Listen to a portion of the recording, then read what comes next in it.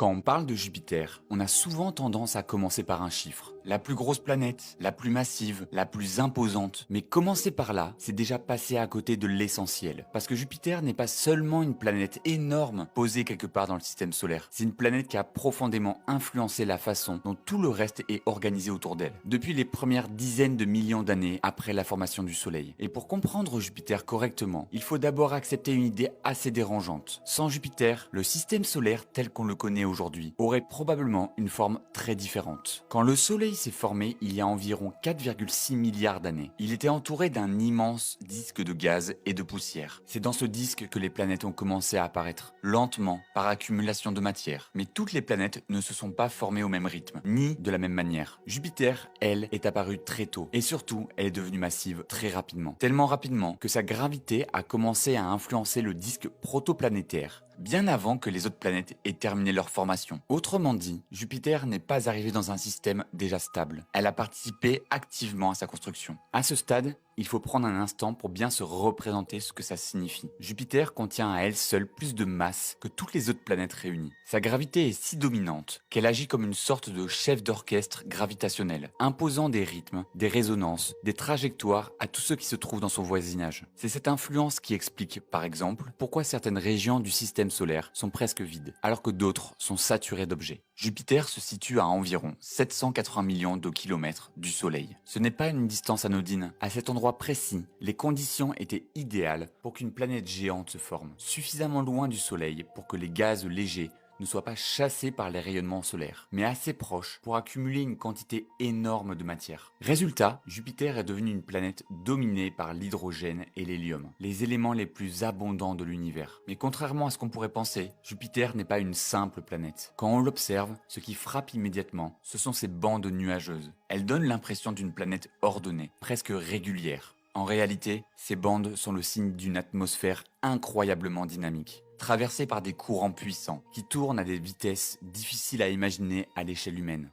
Sur Jupiter, des vents peuvent dépasser 500 km par heure. Et ce ne sont pas des rafales ponctuelles, ce sont des flux organisés, stables, qui persistent sur des décennies. Cette stabilité apparente est trompeuse, parce qu'elle repose sur un équilibre extrêmement complexe entre la rotation rapide de la planète et la chaleur qu'elle libère depuis son intérieur. Et justement, parlons de cette rotation. Jupiter tourne sur elle-même en moins de 10 heures. C'est extrêmement rapide pour un objet aussi massif. Cette rotation rapide a un effet direct sur la forme de la planète, qui est légèrement aplatie au pôle, mais surtout sur la structure de son atmosphère. Elle favorise la formation de bandes parallèles, de vortex géants et des tempêtes capables de durer bien plus longtemps que n'importe quel phénomène météorologique terrestre. La plus célèbre de ces tempêtes, c'est évidemment la Grande Tache Rouge. On la décrit souvent comme une tempête géante, ce qui est vrai, mais cette description ne suffit pas à rendre compte de sa nature. La Grande Tache Rouge est un système atmosphérique stable, plus large que la planète Terre, qui existe depuis au moins 3 siècles. Elle se déforme, elle change lentement sa taille, elle interagit avec d'autres courants, mais elle ne disparaît pas. Sur Terre, une tempête dure quelques jours. Sur Jupiter, certaines structures durent des générations entières. Mais pour comprendre pourquoi Jupiter peut soutenir une telle violence atmosphérique sur des périodes aussi longues, il faut regarder ce qui se passe sous les nuages. Et c'est là que Jupiter devient vraiment différente de tout ce qu'on connaît. Jupiter n'a pas de surface solide. Si l'on descend dans son atmosphère, on ne rencontre pas un sol, mais des couches de gaz de plus en plus denses, où la pression augmente progressivement jusqu'à atteindre des conditions extrêmes. À un certain point, l'hydrogène cesse de se comporter comme un gaz classique et adopte un état totalement différent, appelé hydrogène métallique. Dans cet état, l'hydrogène conduit l'électricité et cette propriété joue un rôle fondamental dans ce que Jupiter est capable de produire. Grâce à cette couche profonde d'hydrogène métallique, Jupiter génère un champ magnétique le plus puissant de toutes les planètes du système solaire. Un champ si intense qu'il crée autour de la planète une gigantesque magnétosphère, une sorte de bulle protectrice qui interagit violemment avec les vents solaires. Cette magnétosphère est si vaste qu'elle dépasse largement la taille du Soleil lui-même. Et cette activité magnétique a des conséquences bien au-delà de Jupiter. Car c'est pas la seule, elle est entourée de dizaines de lunes, certaines minuscules, d'autres gigantesques, au point de rivaliser avec des planètes. Et ces lunes ne sont pas des simples satellites passifs. elles interagissent en permanence avec les champs magnétiques, la gravité et l'environnement de Jupiter, créant un système incroyablement dynamique. Mais avant de rentrer dans le détail de ces lunes et de ce qu'elles révèlent sur la planète, il faut encore comprendre une chose essentielle. Jupiter n'est pas seulement spectaculaire, c'est une planète qui a probablement joué un rôle décisif dans la possibilité même de l'existence de la vie sur Terre. Et c'est exactement ce qu'on va voir par la suite. Maintenant qu'on a compris à quel point Jupiter est massive, rapide, énergique et structurante pour le système solaire, il faut s'arrêter sur un point qui revient souvent quand on parle de cette planète. L'idée que Jupiter serait une sorte de bouclier protecteur pour les planètes internes, et notamment pour la Terre. Cette idée n'est pas fausse, mais elle est beaucoup plus nuancée. Jupiter, par sa masse énorme, exerce une influence gravitationnelle sur une région immense autour d'elle. Cette influence ne se limite pas à ses lunes ou à ses anneaux discrets, elle s'étend bien au-delà, jusqu'aux zones où circulent les comètes et les astéroïdes. Concrètement, Jupiter est capable de modifier les trajectoires de nombreux objets. Elle peut en capturer certains, en expulser d'autres hors du système solaire, ou encore dévier leur trajectoire vers des régions totalement différentes. Dans ce sens-là, oui, Jupiter a probablement joué un rôle protecteur pour les planètes internes. Sans elle, la Terre aurait sans doute subi beaucoup plus d'impacts violents au cours de son histoire. Mais cette protection a un revers, parce que la même gravité qui dévie certains objets peut aussi en envoyer d'autres vers l'intérieur du système solaire. Jupiter n'est pas un bouclier intelligent.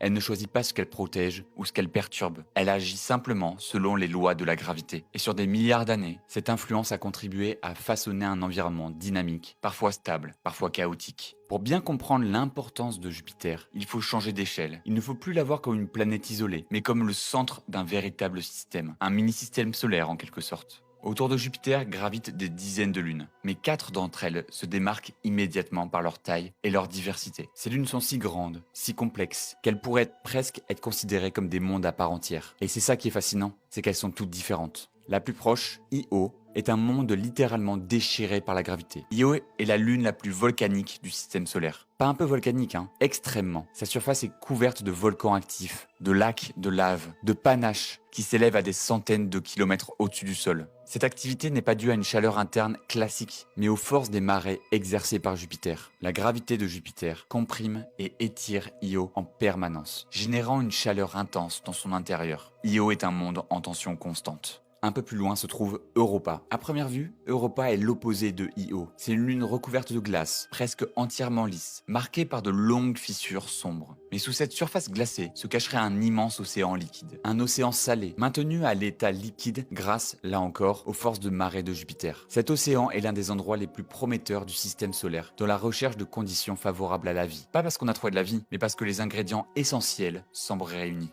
Encore un peu plus loin, il y a Ganymède, la plus grande lune du système solaire. Ganymède est plus grande que Mercure. Elle possède son propre champ magnétique, ce qui est unique pour une lune. Cela en fait un objet extrêmement intéressant, car il combine des caractéristiques planétaires et lunaires. Ganymède nous montre que la frontière entre planète et satellite est parfois plus floue que ce qu'on imagine. Et enfin, pour finir, il y a Callisto. Elle est souvent décrite comme une lune plus calme, plus ancienne, presque figée dans le temps. Sa surface est criblée de cratères, témoignant d'une histoire très ancienne et peu de renouvellement géologique. Mais même Callisto pourrait abriter, sous certaines conditions, un océan interne. Ce qui est frappant quand on observe ces 4 lunes, c'est leur diversité. 4 mondes très proches les uns des autres, mais radicalement différents. Et cette diversité est directement liée à l'influence gravitationnelle de Jupiter. Sans elle, ces lunes n'existeraient pas sous cette forme. À ce stade, déjà, on commence à comprendre que Jupiter n'est pas seulement une planète massive. Elle crée des environnements, elle impose des contraintes, elle fournit de l'énergie indirectement à des mondes entiers. Et c'est exactement pour ça que Jupiter est si importante dans les études des systèmes planétaires lointains. Quand les astronomes observent des exoplanètes autour d'autres étoiles, ils découvrent très souvent des planètes géantes, parfois proches de leur étoile, parfois très éloignées. Comprendre Jupiter, c'est comprendre ce type de planète.